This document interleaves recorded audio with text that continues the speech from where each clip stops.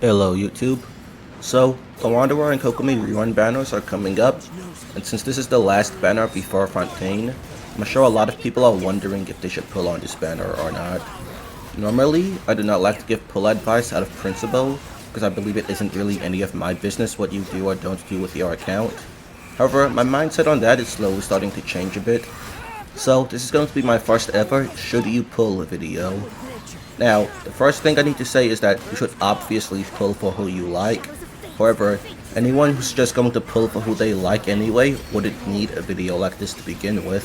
So instead of just concluding with the generic pull for who you like, I'm going to actually give you my opinion on if I think you should pull or not, and who you should pull for. One more thing I would like to first talk about though is Fontaine. I'm sure a lot of you are torn on if you should pull before Fontaine, since there's going to be a ton of shiny, new, exciting characters coming up with the region. I personally don't think this is something you need to be worried about. In Sumeru, every single 5-star that released in 3.x got a rerun before Fontaine. In fact, Alhaitham even reran after only 2 patches, so people that missed him in 3.4 very quickly got another chance to get him. I think it is reasonable to expect the same will probably happen with Fontaine characters, so if you miss any of them, you will very likely not have to wait too long for their rerun.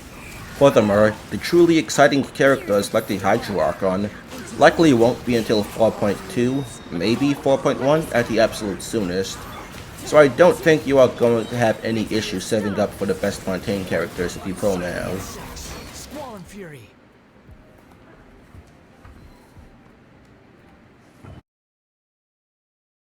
Now, let's talk about the Wanderer and Kokomi banner, starting with Kokomi. Who should pull for Kokomi? I am about to hurt a lot of people's feelings, but there are only 2 types of people that I think should pull Kokomi, and even then, I honestly wouldn't advise pulling for her. The reason I think this is I honestly don't believe there are any teams in the game where if you don't pull Kokomi, you will truly regret not having her. So Kokomon is the worst team in the entire game. In Mono Hydro, using Kokomi is an actual DPS loss. Taser teams don't really need a healer since you have Bido plus Zinc Show defensive core already.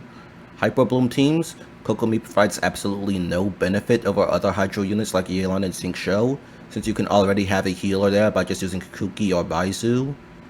Virgin teams, their Hydro application really isn't ideal for that. So that really leaves our only teams as Ayaka Freeze and Nilu Bloom. With Nilu, I do need to disclose that I don't have Nilu and I am not a Nilu expert, I won't pretend to be, but I personally can't see any true value of using Kokomi with Nilu instead of Baizu. If you don't have Baizu, then I suppose it may make sense to pull Kokomi for your Nilu team. And with Ayaka Freeze, if you have Mona, I don't see a reason why you would pull Kokomi for that when you can just use Mona. If you really need a healer, you can put Mona on Prototype Amber and have healing from that. Now, of course, Mona is a standard banner character and extremely hard to get if you don't already have her. So if you don't have Mona, then yeah, I can see why you would want to pull Kokomi for Ayaka Freeze. So the only 2 people I think should pull Kokomi is Nilu mains that don't have Baizu and Ayaka mains that don't have Mona. But as I mentioned, even then, I wouldn't really advise pulling Kokomi. Why? Because we are less than a month away from Fontaine, the Hydro region. And if we assume the Hydro Archon is in 4.2, then we're only like 3 months away from her. I have a very hard time imagining that the Hydro Archon wouldn't be better with Ayaka and Nilu than Kokomi.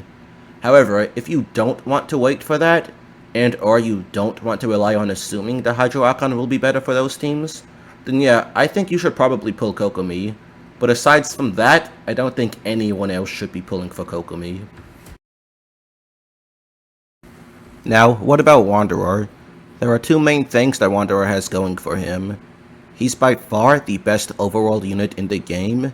He is one of, if not the most powerful on-field DPS unit in the game, while being excellent in basically any Abyss scenario possible, as long as there isn't an enemy like Weenut with massive Anemo resistance. However, the catch is, for him to be such an incredibly powerful DPS, you do need to have a C6 Farazan. He can still work perfectly fine without a C6 Farazan, but his performance will likely not be as good as the teams that you play right now if you don't get her to C6. Another thing to keep in mind is that he is a hyper carry, often dealing over 90% of his team's damage, so it is very important that you take the time to farm for his set and level his talents. So, These are the questions you need to ask yourself before pulling Wanderer.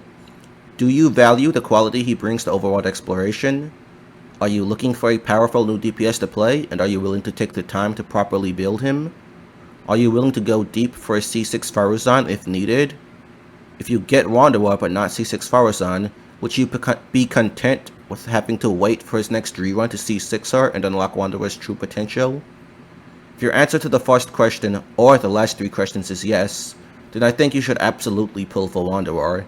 The absolute worst case scenario is that if you fail to get C6 Faruzan, you can at least use him for exploration until you C6 her on the next rerun after this.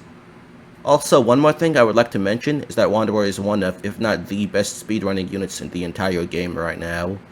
I mentioned this last because I know very few people actually care about speedrunning, but if speedrunning is something you are looking to get into, then Wanderer is a very high pull value unit for you. Okay, now that we talked about the 5 stars, let's look at the 4 stars. The 4 stars on this banner are Yanfei, Rosaria, and Faruzan. I know a lot of people, myself included, are upset that Thoma was on Eula's banner instead of here, since Thoma actually has very good synergy with Wanderer. But Yanfei can actually be a pretty decent alternative to Thoma as long as you get her to C4. She will be able to shield Wanderer while providing thrilling tales. The main downside is, outside of high particle AoE scenarios, it will be almost impossible to burst every rotation on Yanfei, and she needs her burst to get her shield every rotation. So she is certainly not the ideal shield option for Wanderer, but she's still a decent option, so her being on this banner isn't actually that bad. I just wish it was Layla instead. Then we have Rosaria. I've seen a lot of people say that Rosaria should have been on Eula's banner instead of this one, since she actually has synergy with Eula. But what not many people seem to know is that Rosaria is actually one of Wanderer's best buffers, as she provides him with a ton of crit rate. The downside is that it can be very difficult to avoid overcapping on crit rate if using her, just because you get just so much crit rate with her and Wanderer already ascends with it. And if you do overcap on crit rate by using her, then she loses a lot of her value.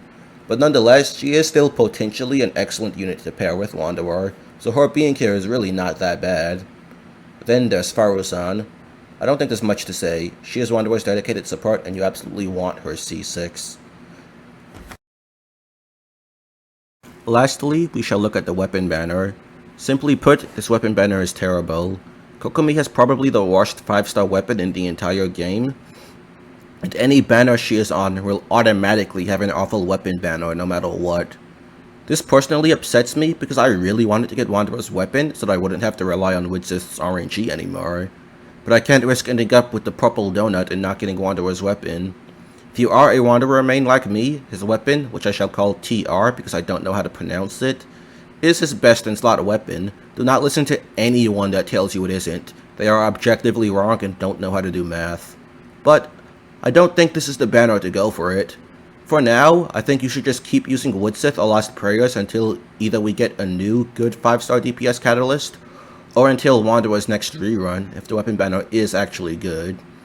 But for now, I'm just hoping that Infontaine will get a good 5-star DPS catalyst that we can use instead of TR. As for the 4-star weapons on this banner, the Bell and Wine and Song are useless. Lion's Roar is pretty good for Keqing and DPS Kazuha, and DPS Kazuha is something you will often want to use with Wanderer, so that's pretty good. Dragon's Bane is good for Hu Tao and Zhongling, but honestly, just stick with the catch for Zhongling. It's also good on Hyperbloom Raiden and Birch and Toma, but you only need an R run for that. And lastly, Favonius Bow is an excellent weapon, and it's the weapon you will want on your Faruzan unless you have Elegy on her instead. So if you don't have a refined Favonius yet, or if you are looking to get a second one, it probably won't hurt to do a few 10 pulls on this banner for it, while hoping that maybe you'll get an early TR. Picking up some Lion's Roars and Dragon's Banes isn't bad either, but this is definitely not a weapon banner I would recommend going deep on, but a couple of 10 pulls shouldn't hurt. But yeah, that just about covers everything. If you enjoyed today's video, please be sure to give a like and subscribe, and comment your thoughts down below. Thanks, bye.